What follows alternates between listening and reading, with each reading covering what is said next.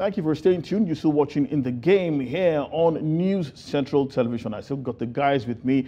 Favor Itwa, looking like a big man, and obviously big man. And of course, Wale Adigun is also here with me in the studio. It's time for football now, so let's quickly give you updates of matches that will be played in the Nigeria Professional Football League this weekend. 10 matches on Sunday, 10 great games to look forward to. And there they are on your screen. Abia Warriors tackling Sunshine Stars. Aqua United will be guests of Gombe United at the Pantami Stadium. Sporting Lagos return home to the Mobolaji Bank Anthony Arena tackling Kwara United. Niger Tornadoes will be guests of the Elephant of Aba, Eyimba in Aba, without fans. We're not sure whether the ban has kicked in already. It has. It has. Okay, so Eyimba obviously they failed their appeal. They haven't. They didn't appeal. Yeah, anyway. So that match will be behind closed doors. Hopefully, we'll not see any VAR controversy anymore in that match. Bendel Insurance will be at home to Doma United. Rivers United will tackle Heartland. While this, gentlemen, is a great game to look forward to in Ibadan. Shooting Stars versus Remo Stars. The Battle of the Stars, I like to call it. These two teams have some kind of intense rivalry going on. There has been violence in the past, so I hope that the authorities will be watching closely this game. Shooting Stars have been doing pretty well in the last few games. Remo Stars as well. They're up at the top, near the top of the table, gunning for the title. Let's quickly show you the top of the table. The top 6 teams in the MPFL as it currently stands. Lobby Stars leading the way, followed by Plateau United, Enugu Rangers, Remo Stars following them. It's just 4 points separating first from fourth. Anything can happen. Eyimba in 5th and Kano Pillars in 6th. Let's show you the bottom of the table. Miracles do happen because Heartland, who have been rock bottom for quite a long time, their last win has moved them off the bottom of the table. Gobe United have replaced them. Bayelsa United in 18th place. Aqua United in 17th. And just above them, Kwara United and Rivers United. Rivers United, of course, have 2 games in hand because of their continental aspirations. Let's also go back to the Africa Games, where there are matches tonight that were played earlier today in the men's football event. We need to update that because those 2 games took place earlier on. Benin Republic versus Ghana, and of course Congo versus Gambia as well. Then there's also Senegal versus Nigeria taking place right now as we speak, while it's Uganda versus South Sudan. Those matches currently speaking, those last 2 matches currently going on. Then there's also matches in the women's draw as well. It's Ethiopia versus Tanzania, and of course Uganda versus Ghana. We'll be giving you live updates and tell you results of those matches as they have been played. But I can tell you that the game between Benin and Ghana, Congo and Gambia and the men's under 20 have already taken place. Well, gentlemen, it's now time for that part of the show that we have been looking forward to.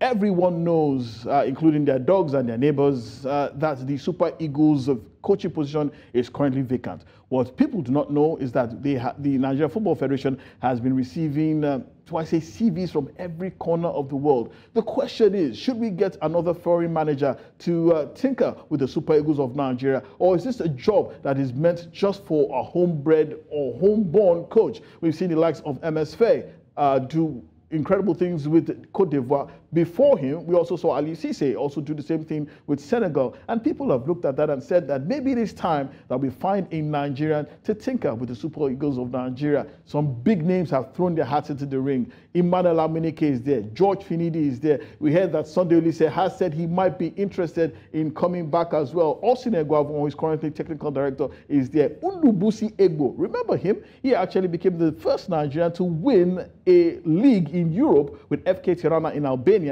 He's in there as well. But another name that has been very interesting to a lot of Nigerians is Michael Nsien. He is the coach of the U.S. Under-19 national team, and he joins us now all the way from Chicago in the United States of America on Game On tonight. Michael, if you can hear us, it's an absolute pleasure to have you on the show. Welcome to Game On. Thank you for having me. I got a question for you guys first. What would you box me in? Am I indigenous? Yes, you're definitely indigenous. Yeah, I mean, Nsien is not an American name, that's for sure. It's definitely not an American name. I think it's Akwa Ibom. Yeah. So but basically, he's asking, are we going to class him as an indigenous coach here? Or a foreign coach? No, definitely not foreign coach. He's definitely Nigerian, born and bred. But thank you so much for joining us, Michael. For those who don't know who you are, and I'm just been wondering, Michael Nsien, never heard that name before. Could you just give us a brief intro to who is Michael Nsien? Yeah, first of all, my experience with Nigeria has been, I have been with the under-23 team I was with the group that played qualifications in 2003. Although we failed to make it to the Olympics, I was part of that group. Since then, since what I've been doing since then, I've coached in youth football over 10 years. And then I went to the professional game as a head coach for over 5 years. And then the last 2 years, I've been with the U.S. Soccer Federation, first starting with the U16s, promoted to the 19s and now the 20s, and then also as an assistant with the senior team. So just in general, my heart is with my fatherland because my dad is Nigerian, is Nigeria. So am I happy in my position in the U.S.? For sure. But of course, the opportunity in Nigeria with the national team and with the World Cup being in the U.S., I just consider it maybe the stars aligning, and I think I'm the candidate that lives in the best of both worlds. Interesting. Well, you did make an interesting point. The World Cup is happening in North America in 2026, and it would be great for someone like you who has experience in North America to probably manage the Nigerian national team. But I got to ask you this question. People are looking at the Nigerian national team job as one of the most exciting in the world. It is a country with tremendous football talent in every corner of the world. And some have even said that with this team, with the quality that Nigeria possesses, it is capable of winning the Africa Cup of Nations every edition, capable of qualifying for the FIFA World Cup and getting as far as the quarterfinals with the kind of quality that we have. Do you share the sentiment? 100%. I think you can't deny the talent in the country. But what you can be honest about is a lot of this, we'll say, so-called smaller nations and what they've done over the last 10, 12 years in terms of creating a project that leads to sustainable football. I think there's a little bit of a gap there, and I think we need to shift, make a 180, and just modernize what we're doing in terms of how we're cohesive with the national teams, from the youth national team setup all the way through the senior team. So we're not looking for coaches. Actually, we're developing coaches, and the profile of the coach is obvious. We shouldn't be searching every year. It should be more consistent in terms of our performance, in terms of the coaches, in terms of players moving through each level. I think there's a lot to be done. And I think with my experience, to coach the senior team would be one part. To actually coordinate the entire infrastructure, I think it's also a major part of what needs to be done. Michael, I mean, there are people who are looking at you now and saying, this fine, well-spoken, cultured, sophisticated gentleman who works in a serene environment where pretty much everything is as it should be. Why would you want to leave such comfort, in quotes, in North America and come and work in, do I say, chaotic circumstances here in Nigeria where things don't pretty much run as you probably know they should? For example, the Nigerian Football Federation does not have the kind of functional technical department that you might be used to. Is this something that you're prepared to work in, this kind of environment? Yeah, I think it's an important thing to know. I think first off, maybe supporters or fans would be looking at my situation at the U19, U20 level and saying, what makes him interesting as a senior coach? Well, the resources in the United States are vast, and they're building a facility that's going to be bigger than St. George's in England. So this is the direction football is going in the United States. Oh, wow. And I am happy to be a part of that. But when I look back, and if I want to look back at my life and think about the things that I accomplished, there's a big vacancy there in terms of what I've been able to contribute or take part of in Nigeria, and it's at some point it has to happen. And I look at it at this moment as a great opportunity. You can see how things, I think Nigeria needs someone with fresh ideas. And when I could just consider the options of what they're looking for, it just sounds like me. So it just feels like it's suited for me. I'm not in any desperate position by any means, but I really do think if Nigeria had a profile of what they wanted to do to change course from what they've been doing, which hasn't been working, I think it pretty much sums me up. So I know that the tough things that may come with that opportunity, I'm well versed and understand Nigeria enough to know how difficult of a role that it may be. But on the other hand, I have a great support system and people around me that could help me in those aspects. And also, I have a vision of where it could be because I work with one of the most resourceful federations in the world. And I know the gaps that are starting to be created in Nigeria, not even world football, African football. So I think I'm the one that can help find the solution. Yeah, great work, Michael.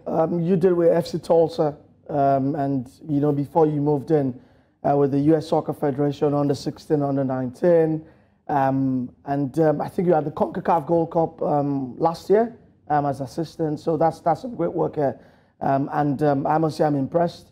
But I wanted to ask. I mean, you've got the UEFA A license.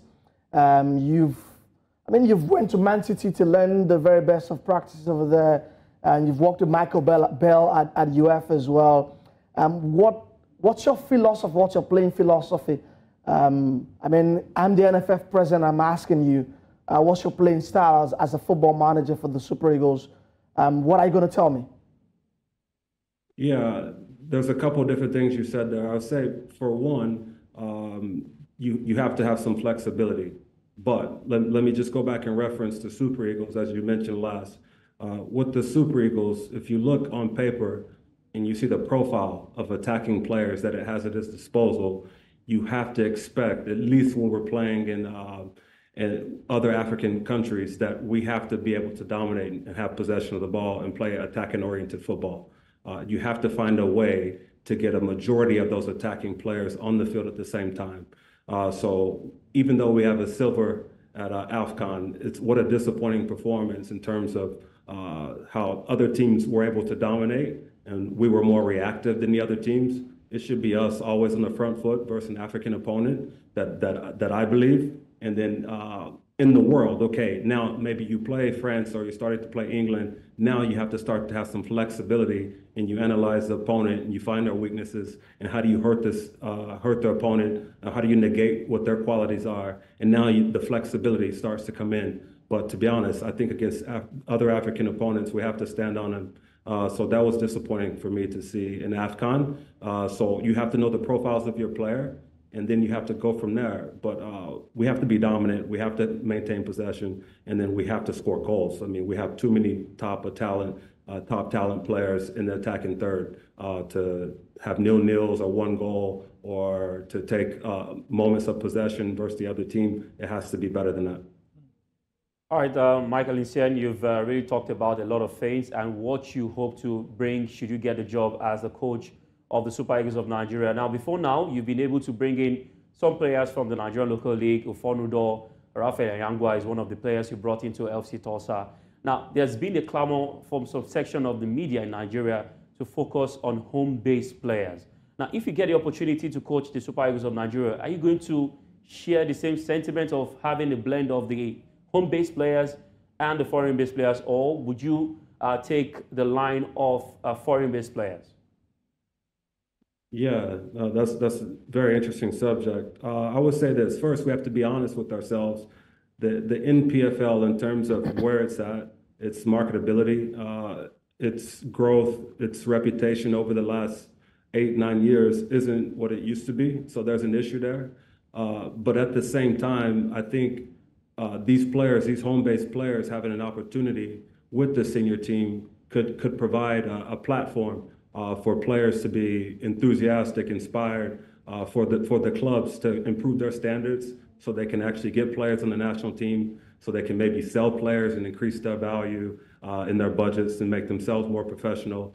I think it should automatically be 3 to 4 positions on the roster minimum that are for home-based players.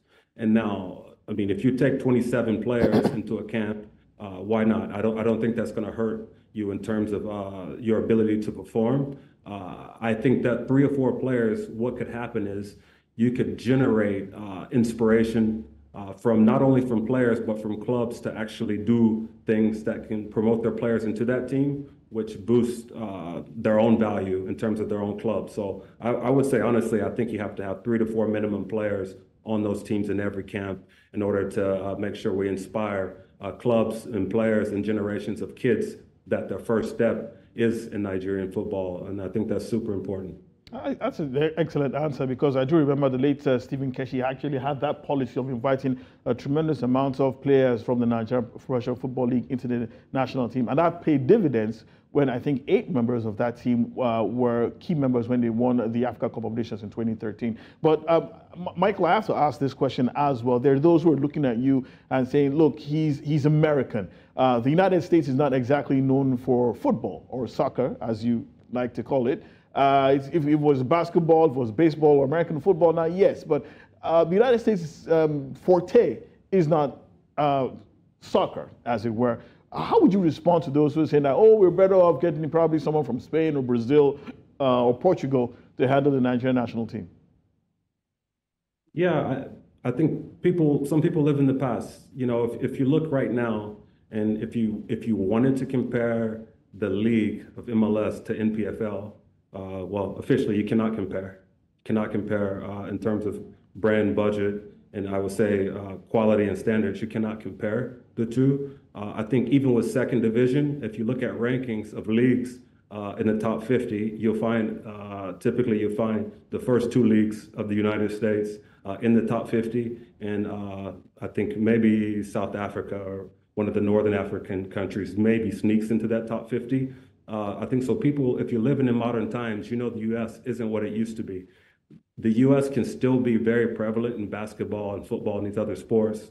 With 330 million people, you can also have a segment of people that are involved in the population of soccer and still be a primary sport that gets a lot of attention. As I mentioned, the resources that are put into the United States are a lot. And I think if you look at the FIFA rankings, if you think they're justified by any means, you see the United States in the top 12, top 15 every time. And then there's not many other African countries that can boast that. So I think we need to shift and stop living in the past on how we see football or soccer in the United States. It's not what it used to be. And I think Nigerian players, even at the top level, will find it not easy to break into the league in the U.S. And I think in terms of finances, the resources that come with being a footballer in the United States are much more than the NPFL.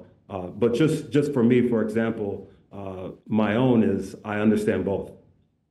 My own is I understand the Nigerian league. Obviously, I'm well traveled in the Western world in terms of football in the United States, and I think that's why I consider myself as one of the top people that have an opportunity to take this position. I just don't see anyone else like me that has for lack of better words, the best of both worlds. Okay. Well, I have just 2 more questions before I let you go. I've been enjoying this conversation tremendously. But if you do get the job, is it possible that Nigerian Football Federation and Nigerian football can benefit from the tremendous amount of experience in terms of data analytics that people, that the United States Soccer Federation possess? If you do get the job, would you be willing to attract that kind of expertise back to Nigeria, especially with the federation?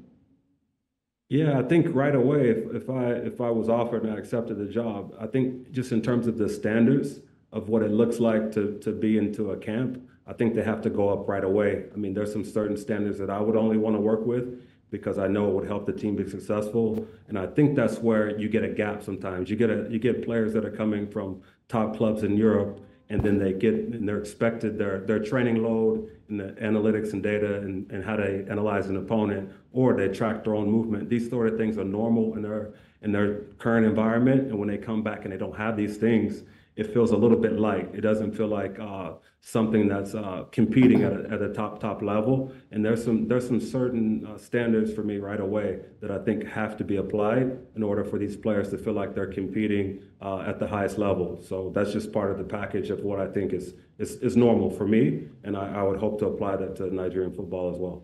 Okay. Wally, you have one question? Yeah, quickly, I wanted to ask you, Michael, if you were offered the job and you accepted, and your target was to win the AFCON in Morocco coming up in 2025. And qualify for the World Cup. Qualify for the World Cup rather than the United States, Canada, and Mexico. Do you think it's feasible? Do you think it's possible from your standpoint? I think whatever has to be done, it has to happen pretty quickly. You know, I think there's a lot of things that, you know, I'm not a politician that I can say these things and then expect them to happen in 1 week, 2 weeks. But I would expect to have a plan and to hit the ground running. I do understand in terms of if you put every team on paper in AFCON or in World Cup qualifying, if you look at the group of Nigeria, now it's starting to look difficult because we've drawn 2 matches and we play South Africa, so it's starting to look a little bit unclear. But I think if you just looked on paper, the quality of the opponent, I think there's some minimal things that you could do right away that can get the team up and running and competing at a level that's good enough to qualify for AFCON and the World Cup. I think there's some very simple solutions for that. And I think once you kind of get into a rhythm and you get into those qualifications and you play some strong friendlies and you're able to really see what you're capable of, we need momentum. You know, we need some momentum that drives us into the World Cup. And I think right now there's just a lot of unclarity. There's a lot of lack of clarity.